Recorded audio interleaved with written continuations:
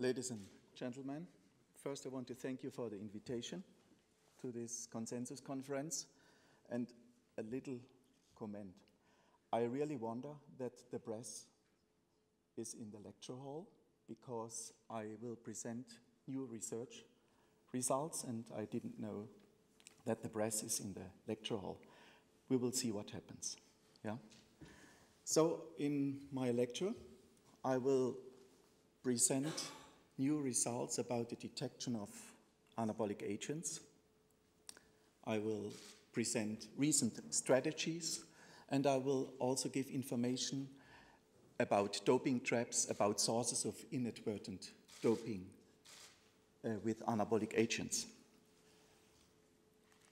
You all know from the statistics that the most frequently detected doping substances are always anabolic agents, and this is also the case in the most recent statistics of WADA. You see that more than 50% of the findings can be contributed to anabolic agents. What are anabolic agents? Anabolic agents are exogenous anabolic androgenic steroids, endogenous anabolic androgenic steroids, and to this group belong also other anabolic agents as clenbuterol and SARMs. Let's start with new research results and strategies for the exogenous anabolic androgenic steroids. Here you see the anabolic steroids, the exogenous anabolic steroids, which are in the screening procedures of all WADA-accredited laboratories. We have these procedures since a long time, and we always add new exogenous anabolic steroids to this list, and these are covered in the screening procedure. Our strategy is now for this group of substances to search long-term metabolites. Here an example for the anabolic androgenic steroid Metandienone. You see here the Metandienone and the metabolites which we analyze in the screening procedures. In 2005, we detected a long-term metabolite of Metandienone. That means a metabolite which has a higher retrospectivity, which can be detected much longer than all other steroids, all other metabolites. And the implementation of this long-term metabolite in our screening procedure is presented here. The effect was a huge effect. Here, in 2003, 2004, and 2005, we had about 15 positive cases with Metandienone. After implementation of the new long-term metabolite, we had, in 2006, 68 Metandienone cases, more than all other laboratories, all other WADA laboratories in the world. The effect was more obvious when we implemented new long-term metabolites of dihydrochloromethyltestosterone. These new metabolites were reported by the Moscow laboratory in 2012. We implemented these new long-term metabolites in our screening procedures, and here you see the effect. The years before, we had only one or no positive case for dihydrochloromethyltestosterone. The trade name is oral turinabol.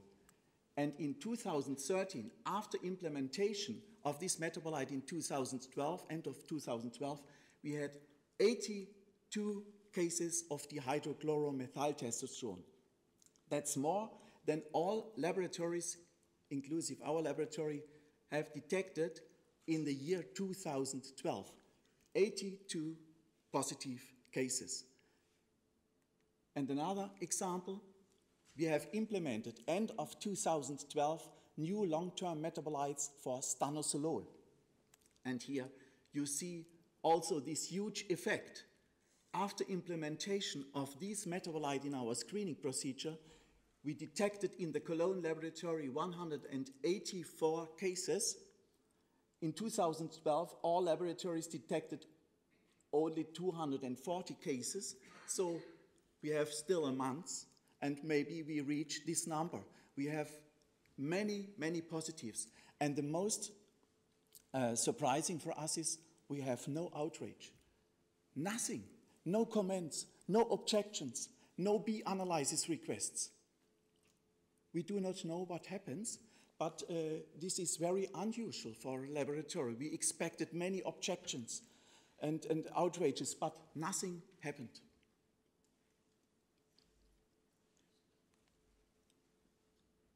Now we have detected a new long-term metabolite together with the Barcelona laboratory, and so we expect further positive cases with these substances. We have implemented now long-term metabolites also for the substances oxandrolone, oxymetholone, and this oxymethyltestosterone. So in the future, we will have many positive cases with these old anabolic androgenic steroids.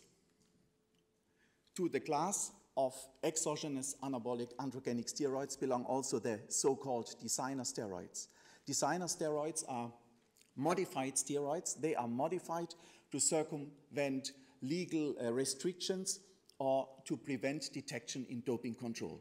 The first reports about designer steroids we had in 2002 with the designer steroid 7-keto-dehydroepiandrosterone and with this very famous tetrahydrogestrinone, which was detected within the Balco case in 2003. Since 2002, we have detected about 30 new designer steroids. And the most recent finding of a designer steroid in our lab was 2 weeks ago. It's Androstar 3,5-diane 717-dione, a designer steroid which we detected in a nutritional supplement. Now, what strategy we can use to detect designer steroids? One strategy is to use biomarkers, the steroid profile. Anabolic androgenic steroids lead to a strong suppression of the endogenous hormones. And you see here a normal steroid profile and a suppressed steroid profile with the same specific gravity.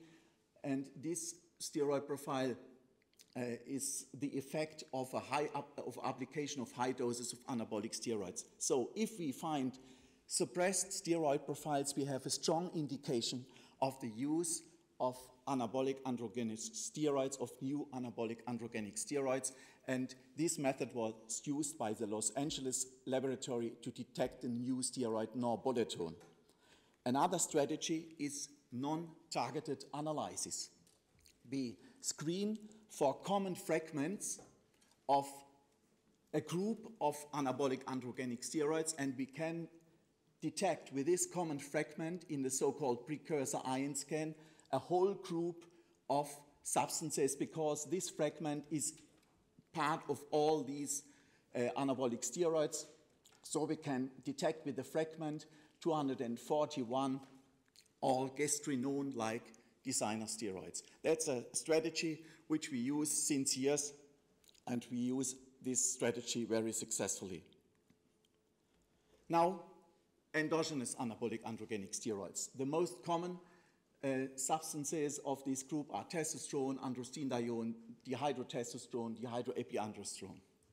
The problem is these substances cannot be differentiated, these synthetic substances, from the endogenous substances, because they have the same mass, they have the same structure, and with a normal technique which we use in the laboratories, gas chromatography, mass spectrometry, we have no chance to differentiate. The only possibility to differentiate between synthetic and endogenous steroids is the isotope ratio mass spectrometry, because here we can exactly analyze the amount of the ratio of C13 to C12, and a synthetic steroid has less C13, so we can exactly differentiate. But this technique is too time-consuming and too expensive, so we cannot afford to analyze all the samples with this technique. Therefore, we need another technique, and that's the biomarker technique, the biological passport. We use the steroid profile because the steroid profile shows strong changes after application of endogenous steroids. You see here a steroid profile before testosterone. This is a normal steroid profile. After testosterone application, you see a huge change of the steroid profile, increase of the main testosterone metabolites, an increase of the testosterone epitestosterone ratio, and the increase of the diol ratio. So very strong indications of an application of endogenous anabolic steroids. The old strategy was to use population-based reference limits. These reference ranges worked very well. You see here a volunteer with a normal testosterone epitestosterone ratio of about 1.3, and this volunteer took for 6 weeks every day 100 milligram testosterone gel. You can detect this via a strong increase of the testosterone epitestosterone ratio, and all values are far above the population-based reference limits of TE ratio of 4, far above, and so it's a very good strategy to detect such a manipulation. But what happens when the volunteer or the individual has a normal TE ratio of about 0.13 because of a deficiency of a special gene? And about 70 to 80% of Asian athletes have this deficiency. You see here, this athlete has a normal TE ratio, or this individual a TE ratio of 0.1, and when he takes testosterone, the same amount, 100 milligram per day, for 6 weeks, we see a huge increase of his testosterone values, but they are far below the population-based reference limit of 4, far below. Here we have to use the new strategy.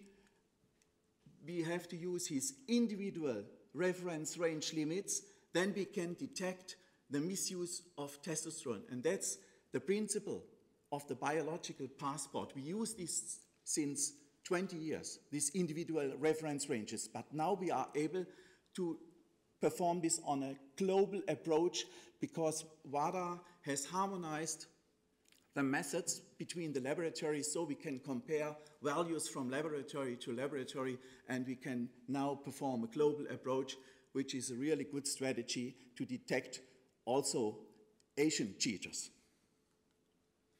Now, other anabolic agents, SARMs, selective androgen receptor modulators. These substances are on the prohibited list since 2008, and these substances are not yet approved. They have extremely strong effects comparable with anabolic androgenic steroids. They have less side effects. They need no exercise stimulus to enhance strength and muscle mass, and they should be used in the future as anti-aging medicaments. They are not yet approved. But we detect these SARMs still on the black market since 2010. You see here a product which was available on the US black market in January 2010, and these products can easily be received. You see here we receive these products as tea tree extracts, so to circumvent custom restrictions. We have also the first positive cases. We had, in 2010, we had the first positive cases in the Lausanne laboratory. It was a Jamaican sprinter, and I know now from the Moscow laboratory that at the moment there are several positive cases in the Moscow laboratory with SARMs. So these substances are not yet approved, but they are already used in sports, and athletes use, high-profile athletes use these substances. Our actual screening procedures in Cologne are presented here. We have implemented S4, S25, 24, S9, S1, and so on. We could implement these things in our screening procedures because we had a cooperation with an industry initiated by WADA, and because we monitor intensively the black market. That's a strategy which we have to use to find out what substances are on the market and what substances are candidates to be misused. The most recent SARM we have detected on the black market in July 2013, it's the LGD 33. Now, the last point, doping traps with anabolic agents. That's very important to protect our athletes from inadvertent doping cases. And these doping traps are nutritional supplements contaminated and faked with anabolic androgenic steroids, meat products contaminated with clenbuterol, and traditional Asian medicine with anabolic androgenic steroids. First, some good news. We have performed in 2001 a study with nutritional supplements and found that 14.8% of the nutritional supplements were contaminated with anabolic androgenic steroids. We only analyzed minerals, vitamins, proteins, and so on. We have repeated this study in 2011.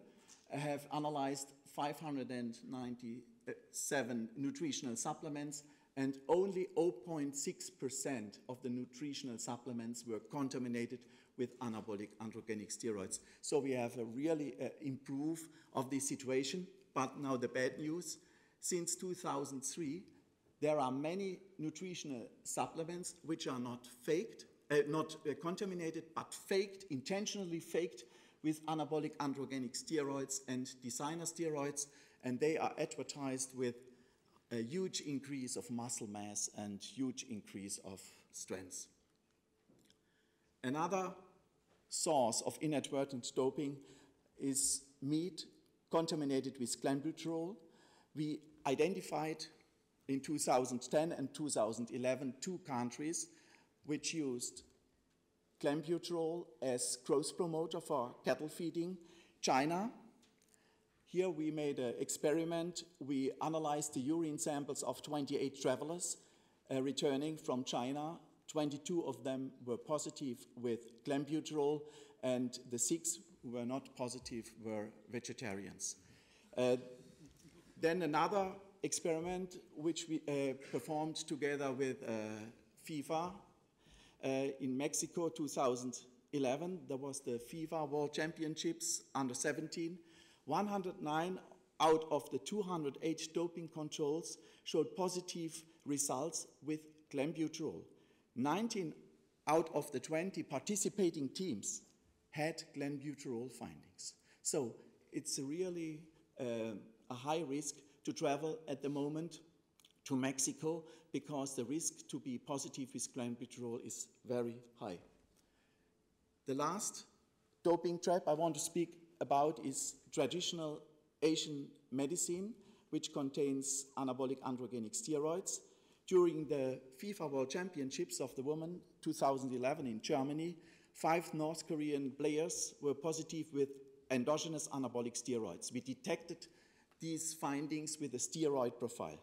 And with the help of FIBA, we could identify the source. The source was a traditional Asian medicine musk pot. This is the preputial gland of a musk deer, and this is used as traditional medicine in China, North Korea, and Japan, for example, to increase the mental capacities. And this musk pot contained 9 different prohibited anabolic androgenic steroids. You see here the chromatogram, and can lead to inadvertent doping cases. To summarize, we have new strategies for the detection of anabolic androgenic steroids. These strategies are the implementation of long-term metabolites. It is the athlete biological passport, the steroidal module, non-targeted analysis, and isotope ratio mass spectrometry. The strategy for the detection of SARMs is the monitoring of the black market and the cooperation with the industry.